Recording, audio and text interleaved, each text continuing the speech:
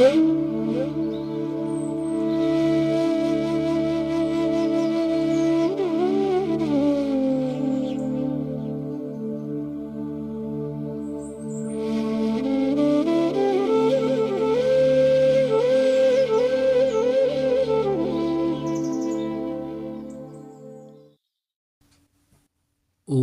स्थापकाय च धर्मस्य सर्वधर्मस्वरूपिणे अवतारवरिष्ठाय रामकृष्णाय ते नमः। जननीं शारदां देवीं रामकृष्णं जगद्गुरुं पादपद्मे तयो श्रित्वा प्रणमामि मुहुर्मुहुः। नमः श्री अतिराजाय विवेकानन्दसूरये सच्चित्सुखस्वरूपाय स्वामिने तापहारिणे। नमस्कार। শ্রী শ্রী ঠাকুর, শ্রী শ্রী মা এবং স্বামীজি মহারাজের চরণে ভুলুণ্ঠিত প্রণাম জানাই। দেশ মাতৃকার চরণে প্রণাম জানাই। আজ 26শে জানুয়ারি প্রজাতন্ত্র দিবস 2026 সাল ইংরেজি মতে একটি পুণ্যদিন। ভারতবর্ষের প্রজাতন্ত্র দিবস আমাদের সেই স্বাধীনতা এবং স্বাধীনতা সংগ্রামীদের কথাই বারবার স্মরণ করিয়ে দেয়। তাই আজকে আমরা এই দেশের জন্য উৎসর্গীকৃত সেই মহাত্মাদের পুণ্যপ্রভাতে স্মরণ করি আমাদের দেশ ও মাতৃকার শ্রীচরণে। আমরা বারবার স্মরণ করি আজকের সেই বীরভোগ্যা স্বাধীনতাকে। আপনাদের শুরুতেই জানিয়ে রাখা যে আজকে সেই পুণ্যদিন। আমরা সৎকথায় প্রতিদিনের মনন এই ধারাবাহিক অনুধ্যানের 1000তম পর্ব উদযাপন উপলক্ষে যে সম্মেলনের আয়োজন করেছি সেটি আজকে ভগবানের কৃপায় আশীর্বাদে দুপুর 3টে থেকে শুভারম্ভ হবে। ঠিক দুপুর 2টো থেকে আমাদের রেজিস্ট্রেশন কাউন্টার শুরু হবে। আপনারা ইতিমধ্যেই আপনাদের ফোনের হোয়াটসঅ্যাপ চেক করুন, যেখান থেকে আপনারা গুগল পে করেছেন প্রবেশপত্র সংগ্রহের জন্য। সেই হোয়াটসঅ্যাপে আপনাদের প্রবেশপত্র ইতিমধ্যেই চলে গেছে। আপনারা যে কোনো দিক থেকেই আসুন না কেন, মনে রাখবেন দক্ষিণেশ্বর হচ্ছে আপনাদের মূল লক্ষ্য। দক্ষিণেশ্বর মন্দিরের দিকে যাবেন না। দক্ষিণেশ্বরের মূল যে 5 মাথা, সেই 5 মাথা থেকে আপনারা রামকৃষ্ণ মঠ আলমবাজার মঠের দিকে যাবেন এবং রামকৃষ্ণ মঠ আলমবাজার মঠ থেকে 2-3 মিনিট এগোলেই তাঁতিপাড়া বলে একটি স্টপেজ পাবেন, যে স্টপেজে আপনাদের বলতে হবে ব্যানার্জি পাড়া। অর্থাৎ আলমবাজার মঠ, তাঁতিপাড়া, তারপর ব্যানার্জি পাড়া। এই ব্যানার্জি পাড়ায় গিয়েই আপনারা শ্রী অসীম ব্যানার্জি বা বরানগর মাতৃস্মৃতি মন্দির বললেই যে কোনো মানুষ আপনাকে দেখিয়ে দেবে। আর যারা ইতিমধ্যেই প্রবেশপত্র সংগ্রহ করেছেন তাদের জন্য যে নির্বাচিত হোয়াটসঅ্যাপ গ্রুপ, সেই হোয়াটসঅ্যাপ গ্রুপেও 4টি ফোন নাম্বার দেওয়া আছে। সেই ফোন নাম্বারে আপনারা ফোন করলে ব্যানার্জি পাড়ায় যদি কোনো অসুবিধে হয় তাহলে তারা আপনাদের গাইড করে দেবেন। আপনারা গাড়ি করে যারা আসবেন তারা গাড়িগুলো একটু নিজের দায়িত্বেই রাখার চেষ্টা করবেন। যদিও আমরা সহযোগিতা করব, কিন্তু আমরা বুঝতে পারছি না ঠিক কতগুলি গাড়ি আসবে। তাই আপনারা একটু গাড়িগুলি নিজের দায়িত্বেই রাখার বন্দোবস্ত করবেন। আমরা সন্ধ্যে 7টার মধ্যেই অনুষ্ঠান শেষ করার চেষ্টা করব, কিন্তু এই ধরনের অনুষ্ঠান তো সম্পূর্ণ ওইভাবে আমাদের নিয়ন্ত্রণে থাকে না। বক্তারা বা গায়করা হয়তো একটু এদিক ওদিক করতেই পারেন সময়ের বিস্তার নিয়ে অনুষ্ঠানটিকে সুসম্পন্ন করার জন্য। তাই আপনারা একটু সহযোগিতা করবেন। মোবাইল ফোনটি আপনারা সুইচ অফ বা নিষ্ক্রিয় করে রাখবেন এবং পারস্পরিক কথাবার্তা যতটা কম বলা যায়। আর স্থান সংকুলানের জন্য আপনাদের হয়তো একটু অ্যাডজাস্টমেন্ট করতে হতে পারে। আমরা যেহেতু সবাই ভক্ত, ঠাকুরকে ভালোবাসি, তাই এই অ্যাডজাস্টমেন্ট আপনারা করবেন, এইটুকু আপনাদের কাছে আমাদের নিবেদন রইল। আমরা স্বাধীনতা নিয়ে খুব গর্ব করি, সেটি অবশ্যই গর্বের জিনিস। কারণ স্বাধীনতা ছাড়া কোনো দেশ, কোনো জাতির অগ্রগতি সম্ভব নয়। আসলে স্বাধীনতার মধ্যে একটা জাতীয়তা বোধের জাগরণ থাকে এবং সেই জাগরণে যদি আধ্যাত্মিকতা এবং স্বকীয় সংস্কৃতিতে শ্রদ্ধা থাকে, তাহলে সেই স্বাধীনতা দেশকে এবং দেশবাসীকে আত্মসচেতন করে তোলে। স্বামী বিবেকানন্দ তিনি তাঁর এই জাতীয়তা বোধ জাতির সুপ্তিকে প্রাণ জাগিয়েছিল। বুদ্ধিত হয়েছিল সমাজ। সুভাষ বোসের মতন কত শত সুপরিচিত এবং অনন্ত সিংহের মতন অসংখ্য বিস্তৃত বীর এগিয়ে এসেছিলেন এই দেশ মাতৃকাকে মুক্ত করতে। তাদের সকলের প্রেরণার উৎস ছিল স্বামী বিবেকানন্দ।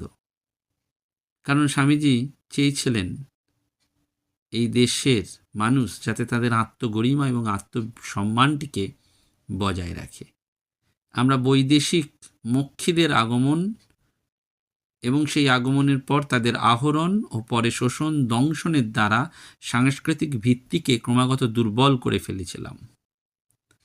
সেজন্যই বিদেশিরা বারবার লোলুপ পশুর মতন ছুটে এসেছে এই ভারতবর্ষে এবং ভারত জননীকে ঘৃণা, অবজ্ঞা, মিথ্যা কুৎসায় জর্জরিত করেছিল লাঞ্ছিতা, বঞ্চিতা এবং উপবাসিনী। সেজন্য স্বামীজি এই পরানুকরণ এবং পরানুবাদকে দূর করতে বলেছিলেন। স্বামীজি চেয়েছিলেন যে আধ্যাত্মিক মনন দ্বারা ভারত পুষ্পের সৌরভ যেন জাতির চেতনায় আত্মনির্ভরতা এবং পরার্থপরতাকে জাগিয়ে তুলতে পারে। স্বাধীন চেতা বীরেরা যেন মুক্ত বিহঙ্গের মতন গৌরব ধ্বজা উড়িয়ে নিয়ে চলতে পারে। ধর্মীয় সংকীর্ণতার ঊর্ধ্বে উদার পরমার্থ চিন্তায় যে সংযম এবং শক্তি আত্মস্থ হয় তা দেশকে উন্নতির উচ্চ সীমায় যেন তুলে ধরে। সেজন্য এই স্বাধীনতা আমাদের দেশ মাতৃকাকে বারবার স্মরণ এবং শ্রদ্ধার যেন একটা প্রয়াস হয়। প্রীতিলতা ওয়াদেদার তিনি চেয়েছিলেন বাঙালি নারীকে যাতে নারীরাও দেশের জন্য লড়াই করতে পারে, বিপ্লবের জন্য, স্বাধীনতার জন্য তারাও তাদের জীবনকে যেন আত্মোৎসর্গ করতে পারে। সেজন্য বাঙালি নারী চিরকাল অবলা নয়। যে বাঙালি নারী আজীবন গৃহের কোণে থেকে কেবল সাংসারিক কাজকর্ম করেছে, সেই নারীকে তিনি চেয়েছিলেন দেশের জন্য, বিপ্লবের জন্য। তাই তিনি অগ্নিকন্যা। তিনি মনে করিয়ে দিয়েছিলেন যে পুরুষের তরবারি কখনো একা জয়ী হয়নি, তাকে শক্তি জুগিয়েছে নারী। দেশের স্বাধীনতা সংগ্রামের সময় আসলে এমনই চোখের আড়ালে পড়েছিলেন অনেক নারী। চট্টগ্রামে ভূমিষ্ঠ এই মেয়েটি ছোটবেলা থেকে ছিলেন মেধাবী, কিন্তু তিনি ছিলেন বীরাঙ্গনা। সম্মুখ সমরে নামার আগের দিন অজ্ঞাতবাসে থেকে শেষবারের মতন মাকে একটি চিঠি লিখেছিলেন। মায়ের কাছে ক্ষমা জানিয়েছিলেন যে আর তিনি ফিরবেন না, কারণ দেশ মাকে মুক্তি দিতে অনেক পুত্র প্রাণ দিয়েছে, কিন্তু কোনো কন্যা এখনো প্রাণ দেয়নি। তাদের অনুপ্রেরণা দিতেই তিনি মৃত্যুবরণ করেছেন, সেটি জানিয়েছিলেন। 1930 সালে তিনি আইএ পরীক্ষায় মেয়েদের মধ্যে প্রথম এবং সবার মধ্যে পঞ্চম হন, কিন্তু ততদিনে তার মধ্যে দেশপ্রেমের বীজ বুনে দিয়েছিলেন মা প্রতিভা আর স্কুলের শিক্ষিকা উষাদি ও নীলিমাদি। প্রীতিলতার আত্মীয় পূর্ণেন্দু দস্তিদার বিপ্লবী দলের কর্মী ছিলেন। তিনি সরকার কর্তৃক বাজেয়াপ্ত কিছু গোপন বই প্রীতিলতাকে রাখতে দিয়েছিলেন, আর সেখান থেকেই প্রীতিলতা লুকিয়ে পড়ে ফেলেছিলেন বাঘা যতীন, ক্ষুদিরাম আর কানাইলালের জীবনের কথা। তখন তিনি সবে ক্লাস 10-এর ছাত্রী। এইভাবেই তার ভবিষ্যতের পথ ক্রমশ নির্দিষ্ট হয়ে যাচ্ছিল। এবং তখনও বিপ্লবী দলে মহিলা সদস্য গ্রহণ করা হয়নি। প্রীতিলতা যখন ঢাকায় পড়তে চান তখন শ্রীসংঘ নামে একটি বিপ্লবী সংগঠন ছিল, যার একটি মহিলা শাখা ছিল দীপালি সংঘ। লীলা নাগের নেতৃত্বে পরিচালিত এই সংগঠনে প্রীতিলতা যোগ দেন। লাঠি খেলা, ছোড়া খেলা শেখেন।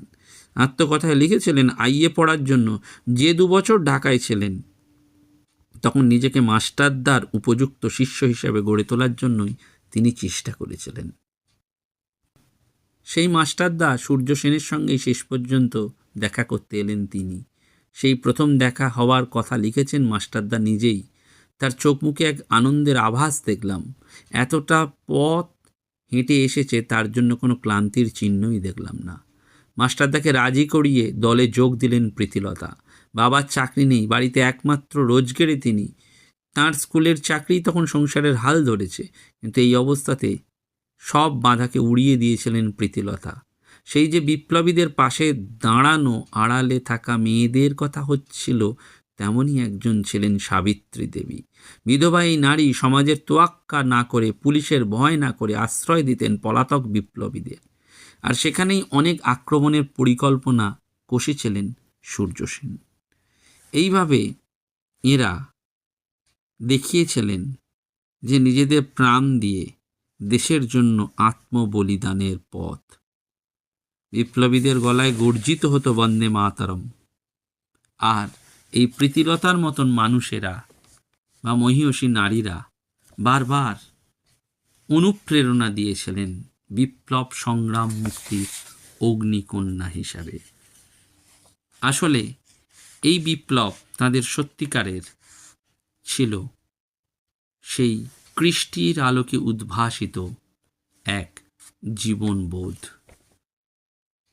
সেজন্য আমাদের এই বীর সন্ন্যাসী বিবেকানন্দের কথা বারবার স্মরণ করতে হয়। গোয়েন্দারা এই রামকৃষ্ণ মিশন সম্পর্কে রিপোর্ট পেশ করতেন এবং স্বামীজির দর্শন স্বাধীনতা সংগ্রামীদের জাতীয়তাবাদী কাজে উদ্বুদ্ধ করত। তাই যতদিন স্বামীজি বেঁচে ছিলেন ততদিন পর্যন্ত গোয়েন্দারা সন্ন্যাসীদের ওপর তদন্ত চালিয়েছেন এবং সেই সময় বহু স্বাধীনতা সংগ্রামী রামকৃষ্ণ মিশনে সন্ন্যাসী হিসাবে যোগ দিয়েছেন। তার লম্বা তালিকা পাওয়া যায়।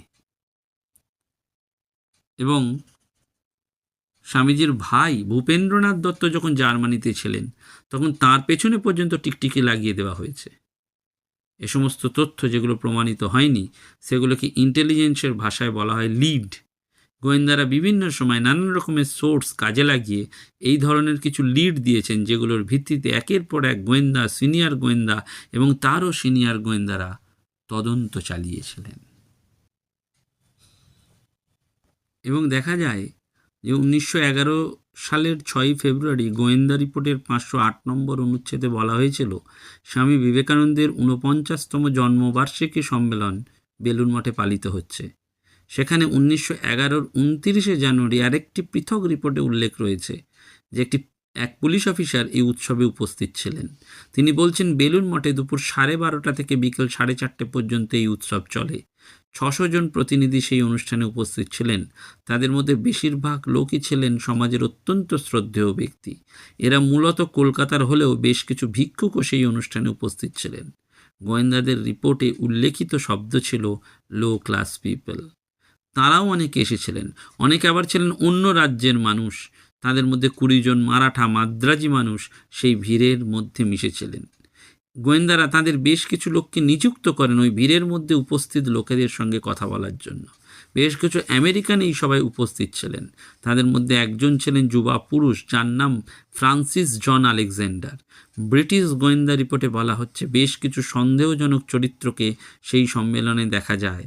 তারা সেখানে কেন ছিলেন, কিভাবে ছিলেন, এই সন্দেহভাজন ব্যক্তিরা কারা ছিলেন, তাদের নামের একটা তালিকা তৈরি করে ব্রিটিশ গোয়েন্দা প্রধানের কাছেও পাঠানো হয়েছিল। এবং এইভাবে দেখা যায় যে গোয়েন্দা রিপোর্টে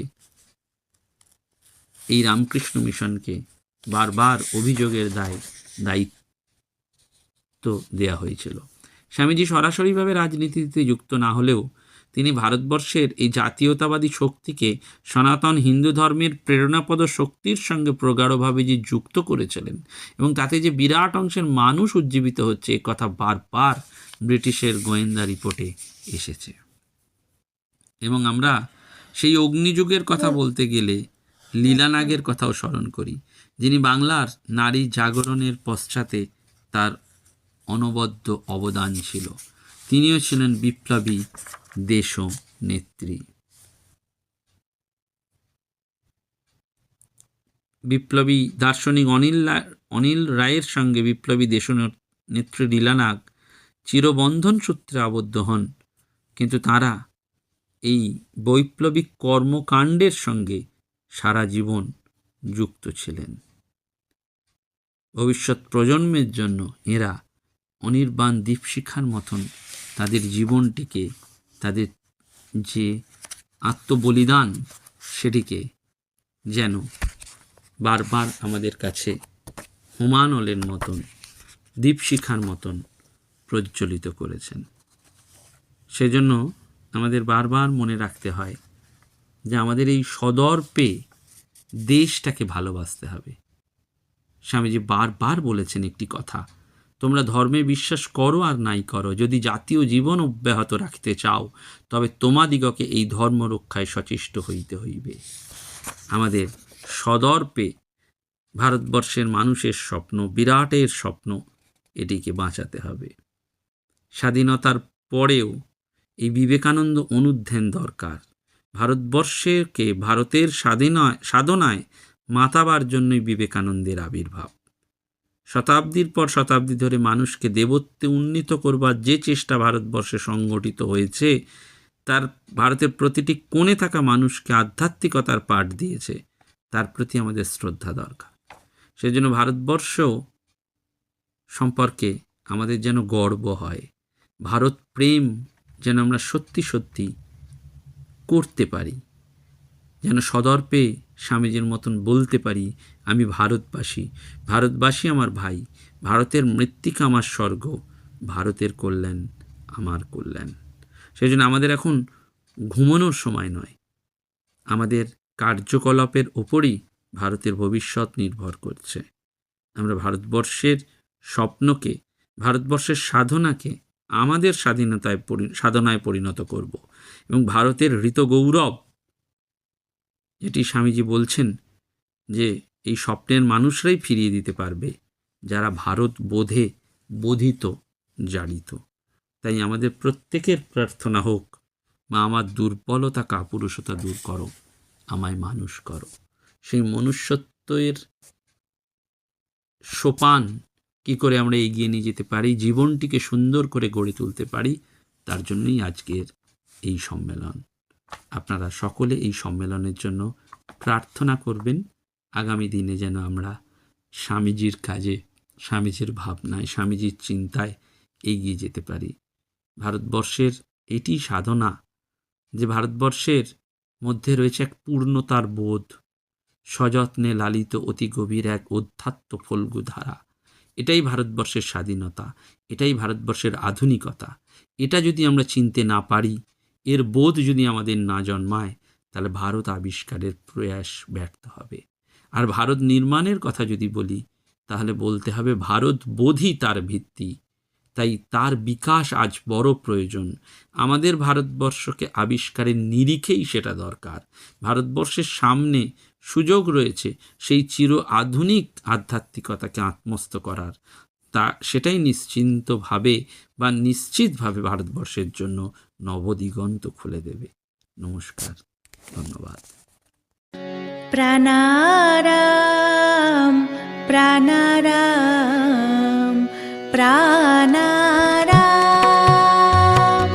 প্রাণারাম প্রাণারাম প্রাণারাম, কি যেন লুকানো নামে তাই মিষ্ট এত তব নাম প্রাণারাম প্রাণারাম।